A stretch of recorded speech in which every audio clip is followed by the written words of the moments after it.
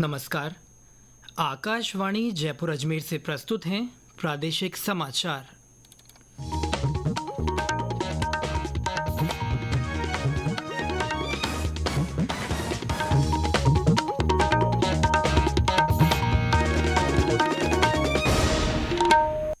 मुख्य समाचार।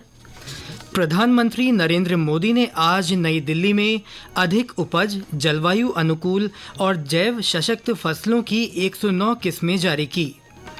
राज्य में हर घर तिरंगा अभियान के तहत कई स्थानों पर निकाली गई तिरंगा यात्रा। प्रदेश में बीते 24 घंटों में विभिन्न स्थानों पर तेज बारिश का दौर जारी। मौसम केंद्र ने अगले 4-5 दिन कई स्थानों पर भारी बारिश का जताया पूर्वानुमान। और पेरिस ओलंपिक खेल 2024 का आज रात भव्य समारोह के साथ समापन होगा।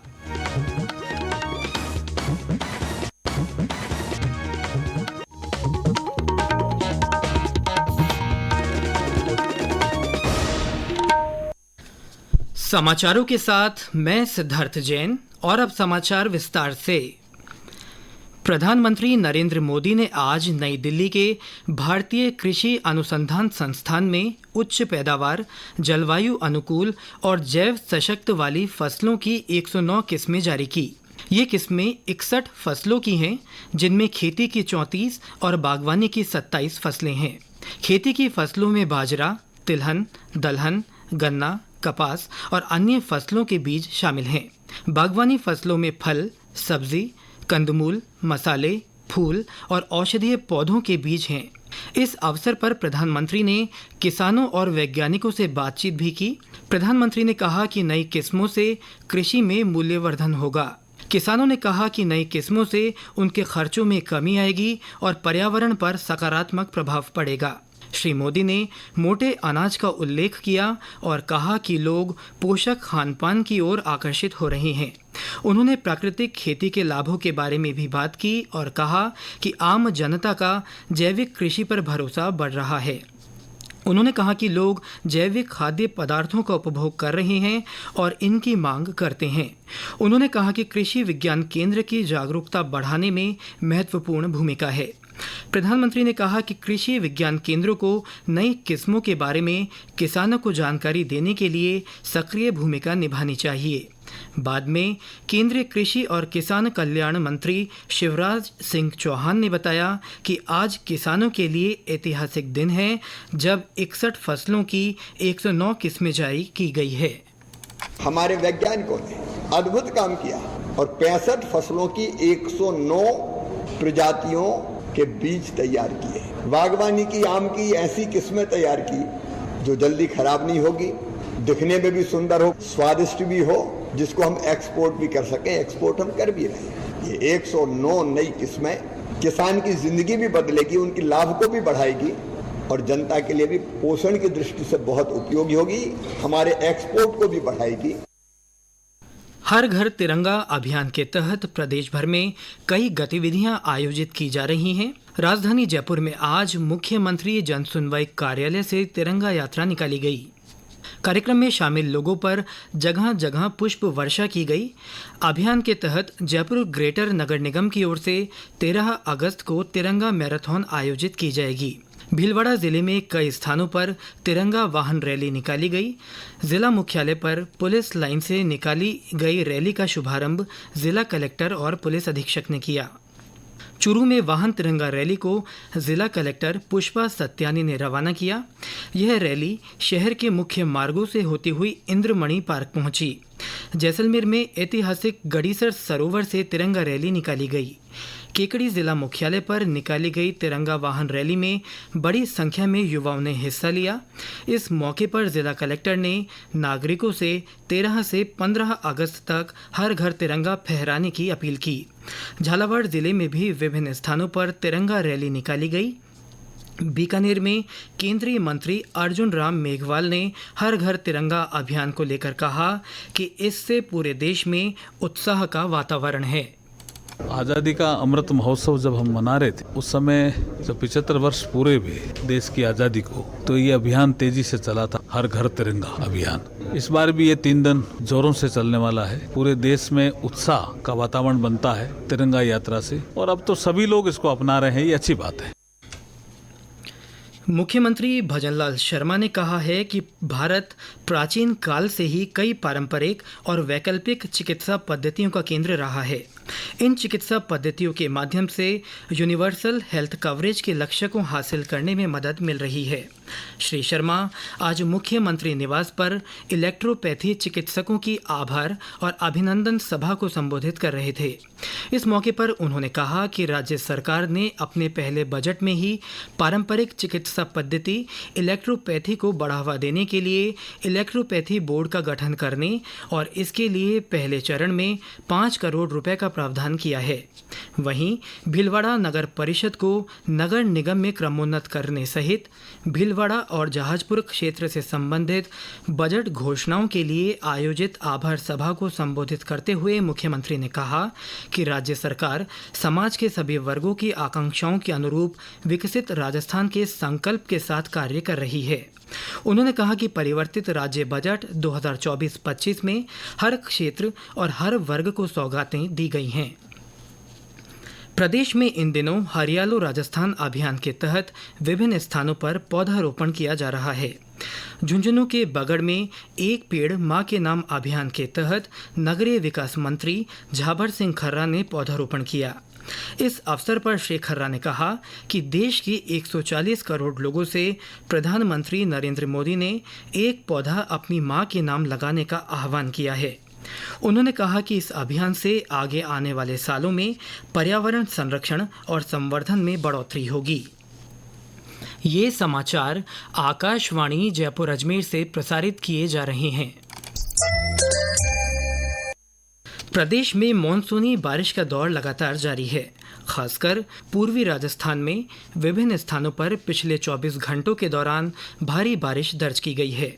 मौसम केंद्र जयपुर के अनुसार बीते 24 घंटों में सबसे ज्यादा 38 सेंटीमीटर बारिश करौली में रिकॉर्ड की गई। टोंक में 14, बारां के शाहबाद में 12, दौसा के सीकराय में 11 सेंटीमीटर बरसात रिकॉर्ड की गई। करौली जिले में हो रही बारिश से निचले इलाकों में पानी भर गया है। प्रशासन की ओर से जल निकासी का काम किया जा रहा है।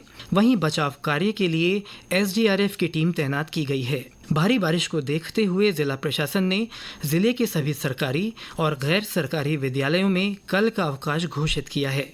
और ब्यौरा हमारे संवाददाता से।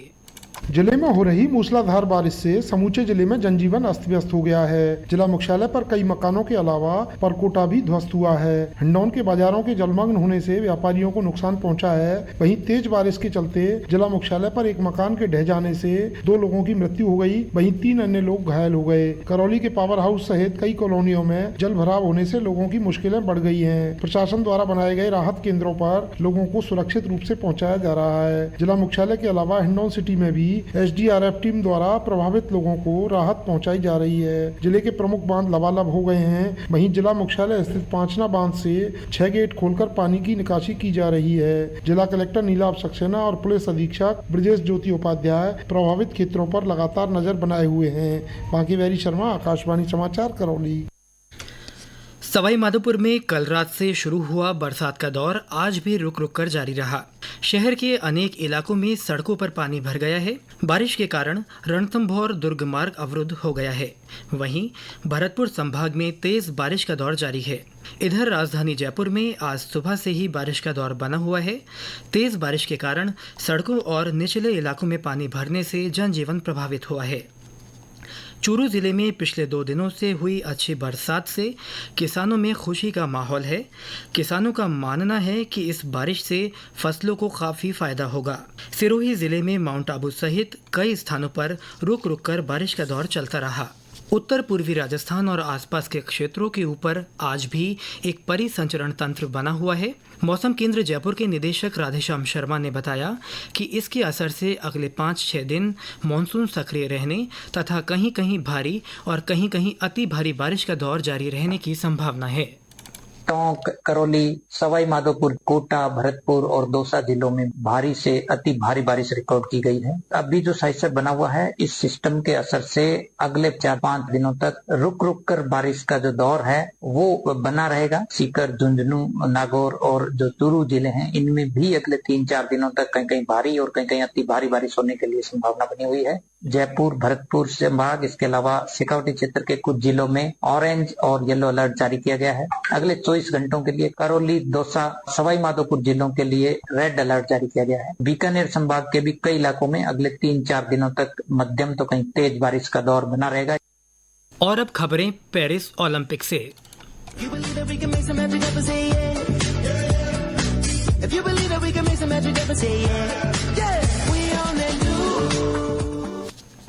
लगभग 3 सप्ताह तक चली रोमांचक खेल स्पर्धाओं के बाद आज रात पेरिस ओलंपिक खेल संपन्न हो रहे हैं। समापन समारोह भारतीय समय अनुसार रात 12:30 बजे शुरू होगा। इस दौरान 80,000 दर्शकों के स्टेडियम में मौजूद रहने की संभावना है।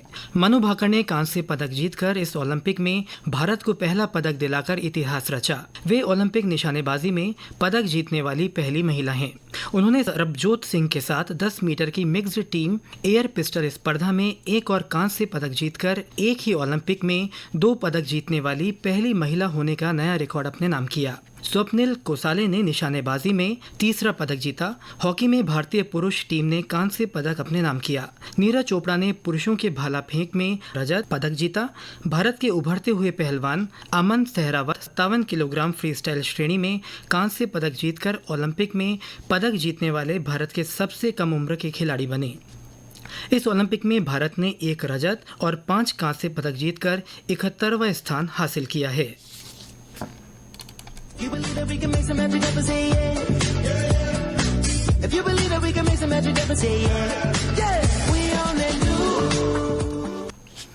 और अंत में मुख्य समाचार एक बार फिर।